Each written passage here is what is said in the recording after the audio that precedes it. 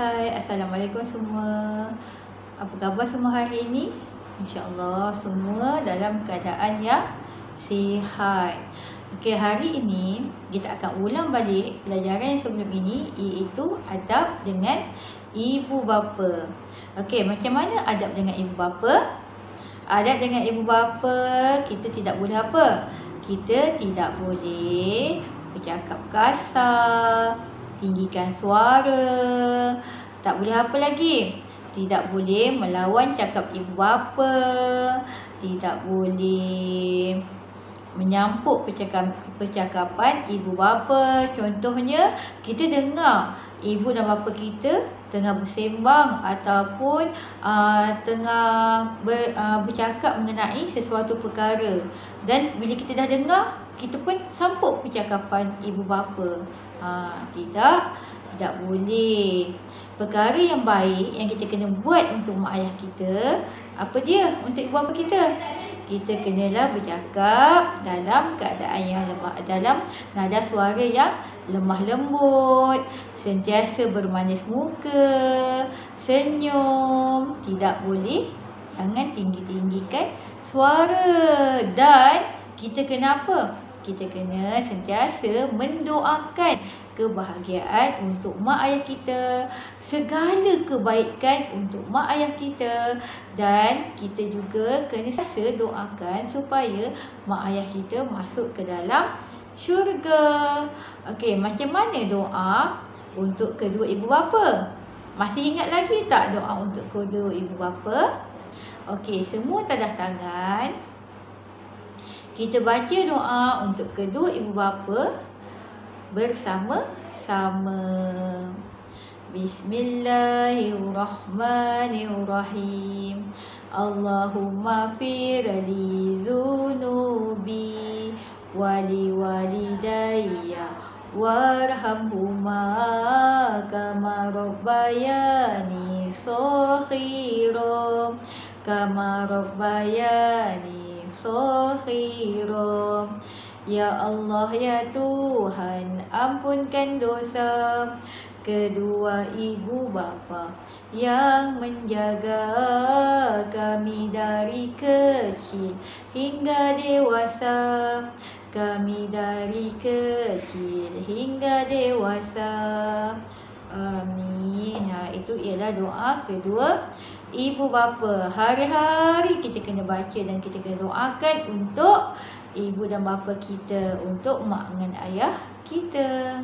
Ibu bapa tu apa? Ibu bapa tu ialah apa?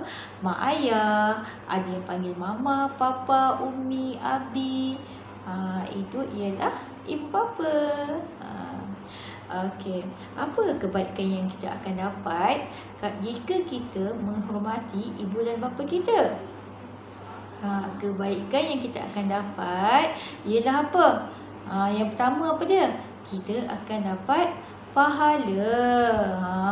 Pahala ni, jika kita menghormati mak ayah kita, kita akan dapat pahala yang banyak, dan insya-Allah kita akan masuk syurga. Nak jadi anak yang soleh dan solehah kan? Okey, lagi apa lagi? Apa lagi kebaikan yang kita akan dapat? Mak ayah kita akan sukakan dekat kita, Allah pun suka, Nabi pun suka. Dan bila kawan-kawan kita tengok kita menghormati mak ayah kita, bercakap lembut dengan mak ayah kita, kawan-kawan kita pun akan ikut apa yang kita buat. Apa yang kebaikan kita buat, kawan-kawan kita pun akan ikut, dan hati kita akan rasa tenang sahaja. Sebab apa? Sebab mak ayah kita redha dengan kita. Sebab kita dah menghormati mak ayah kita, kita sentiasa doakan kebaikan mak ayah kita supaya mak ayah kita ni dapat masuk ke dalam syurga. Okey, seterusnya Cici ingin bercerita mengenai satu kisah. Kisah teladan. Kisah teladan. Kisah apa? Nak dengar tak? Kisahnya ialah sang kambing dengan serigala. Siapa pernah tengok serigala? Nak dengar? Di sebuah desa ada ibu kambing bersama dengan 7 ekor anaknya. Pada suatu hari, ibu kambing tu ingin pergi keluar mencari makanan. Jadi, sebelum keluar mencari makanan, ibu kambing berpesan kepada anak-anaknya supaya jangan buka pintu. Jika ada siapa-siapa yang datang, jika ada sesiapa yang ketuk pintu, jangan buka pintu. Kerana apa? Kerana ibu kambing takut serigala datang makan anak-anak kambing. Jadi ibu kambing pesan, wahai anak-anak ibu, jika ada siapa-siapa yang datang, kamu jangan buka pintu tau. Nanti serigala akan makan kamu.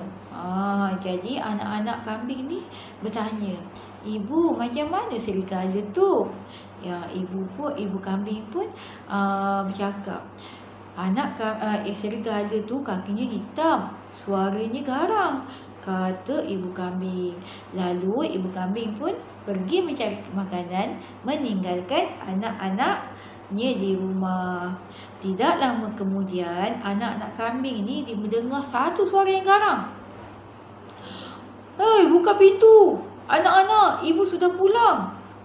Lepas tu bila anak-anak kambing ni dengar suara yang garang tu, anak-anak kambing tahu bahawa itu bukan ibu kambing, itu ialah serigala. Jadi anak kambing pun cakap, pergi, kamu bukan ibu kami. Suara ibu kami tidak garang. Tak lama kemudian, selepas anak kambing berkata begitu, tak lama kemudian terdengarlah pula satu suara yang lembut. Buka pintu anak-anak, ibu sudah pulang. Akan tetapi anak kambing ni, dia ternampak pula kaki hitam sang serigala di luar tingkap. Jadi anak-anak kambing ni tahu bahawa itu bukan ibu kambing, tetapi itu ialah serigala. Pergi, kamu bukan ibu kami. Kaki ibu kami tidak hitam. Sang serigala pun rasa geram.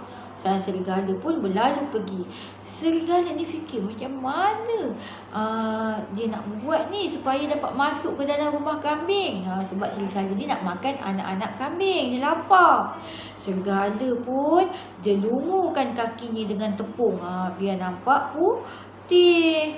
Sampai dekat rumah dekat rumah kambing tu, serigala bercakap, buka pintu anak-anak, ibu sudah pulang. Sambil sang serigala menunjukkan kakinya yang putih. Bila anak-anak kambing ni nampak kaki tu putih, kaki serigala putih, anak-anak kambing pun ingatkan yang itu ialah ibu kambing. Lalu anak-anak kambing pun buka pintu. Bila buka pintu, anak-anak kambing semua terkejut kerana itu ialah serigala. Jadi anak-anak kambing pun berlari ke sana, berlari ke sini untuk menyelamatkan diri. Semua bersembunyi sebab takut serigala makan anak-anak kambing tu. Lepas tu serigala ni dia jumpa tau. Dia dapat jumpa semua anak-anak kambing ni, kecuali anak kambing yang bongsu sahaja serigala tak jumpa. Sebab apa? Sebab anak kambing yang bongsu ni bersembunyi di dalam sebuah jam. Lalu tu bila dah serigala jumpa anak-anak kambing yang lain, serigala ni pun telan. Dia ambil anak kambing yang pertama, dia terus telan. Lepas tu yang kedua, yang ketiga dan seterusnya. Lepas tu tak lama kemudian, bila dah serigala dah kenyang, perut dia dah besar. Sebab apa perut serigala tu besar? Sebab dalam perut serigala tu ada anak-anak kambing yang serigala tu dah makan. Serigala pun keluar. Tak lama kemudian, ibu kambing pun pulang. Waktu ibu kambing pulang, ibu kambing terkejut sebab melihat pintu rumah terbuka luas. Ibu kambing pun panggil anak-anaknya. Panggil, tak ada siapa pun yang menyahut. Tiba-tiba adalah anak bongsu ni yang menyurut dalam jam tadi keluar. Dan anak kambing yang bongsu ni pun bercerita kepada ibunya apa yang telah berlaku. Ibu kambing pun rasa sedih sangat. Jadi dia bawa anak bongsu ni keluar untuk apa? Untuk cari serigala. Sedang ibu kambing dan anak bongsu ni berjalan-jalan, mereka pun ternampak sang serigala sedang tidur di tepi sungai. Ibu kambing tu nampak perut serigala tu bergerak-gerak. Kenapa perut serigala tu bergerak-gerak? Sebab dalam perut serigala tu ada anak kambing. Lalu ibu kambing ni pun cakap pada anak dia yang bongsu, cepat-cepat pergi ambil gunting, ambil jarum, ambil benang. Anak kambing yang bongsu ni pun cepat-cepat ambil gunting, jarum dengan benang. Tu ibu kambing pun ambil gunting. Ibu kambing tu diam-diam dia gunting perut perut serigala. Lepas tu waktu dia gunting perut serigala tu, ibu kambing ni keluarkan semua anak-anak kambing yang ada dalam perut serigala. Lepas tu ibu kambing ni gerak, ibu kambing ni ambil batu sungai tu, dia letak dalam perut serigala tu. Lepas tu dia pun jahit. Selepas dah siap jahit semua tu, ibu kambing dengan anak-anak kambing ni pun cepat-cepat lari balik ke rumah. Tak lama kemudian, serigala pun bangun daripada tidur. Lepas tu waktu bangun tu, serigala ni rasa dahaga sangat. Jadi serigala pun hendak minum air. Serigala pun pergi kat tepi sungai. Tapi serigala tak tahu yang dalam perutnya tu ialah batu. Sebab serigala ingatkan itu ialah anak-anak kambing yang dia dah makan tadi. Jadi serigala pun waktu serigala tu bongkok nak minum air, perut dia yang berat ni jatuh ke dalam sungai. Sekali dengan serigala jatuh ke dalam sungai. Jadi serigala ni tak pandai berenang. Akhirnya serigala pun mati lemas. Okey. Dari kisah ni kita kena apa? Kita kena dengar cakap mak ayah kita. Kalau kita duduk dekat rumah, dekat rumah tu hanya ada kita sahaja, ataupun hanya ada kita, abang kita, kakak kita, tapi mak ayah kita tak ada. Kalau ada sesiapa datang rumah yang ketuk pintu, tak kira orang tu hantar makanan ke, orang tu nak tanya apa-apa ke, apa-apa saja, jangan buka pintu, duduk je dalam rumah.